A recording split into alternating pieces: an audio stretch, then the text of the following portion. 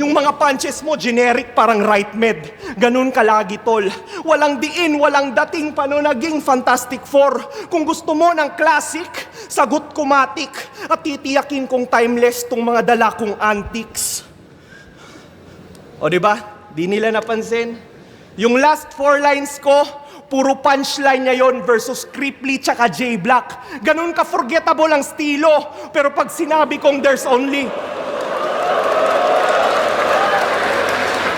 I still wanna see you win, dog, but just not against me. I'm about to dispense my big rounds. Gotta get real now. There's only one name that you can pound. You can only make fun of it in front of a cheap crowd. So be proud and speak loud. But once you hear the bang, you better keep count. You don't have to wake me up when September ends. I'm about to end this week now. Di ba kiniklaim mo pang Bisaya ka? Ulul! Sumisip-sip ka lang sa grupo namin, pero alam kong hinding-hindi mo pa nararanasan ang tunay na sarap ng punong saging. Pormahang performative male. Silahis na Bisaya, bay na bay. Ang pugi.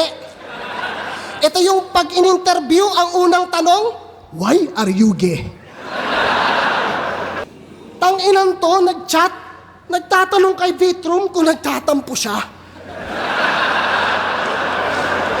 Para saan pa?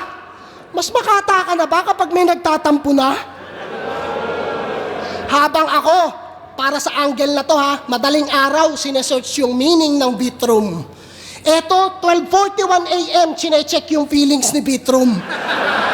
Di, check ko lang feelings mo. Tang-inan to, may motibo. Nag-a-addict ka ba?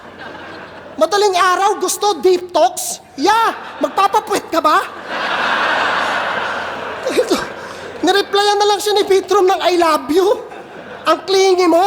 Pati sa away ng Bisaya at Tagalog rambulan. Proud pa yang nakilahok. Di ka kumakain ng pagpag, ngayon kakain ka ng alikabok. Kaya pati sa Bisaya versus Tagalog, mismong sa battle, may namumuo ng tensyon. Samantalang may nag-iisa tayong kalaban na kailangan pagtuunan ng atensyon.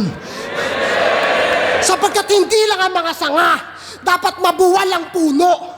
Hindi maiibsan ang gutom kung puro namumuhunan ang namumuno. Pagbabangayan, pagbabangasan kung sino mas angat at tuso. Anong Bisaya versus Tagalog? Ulun, Pilipino laban sa mga mapang-abuso!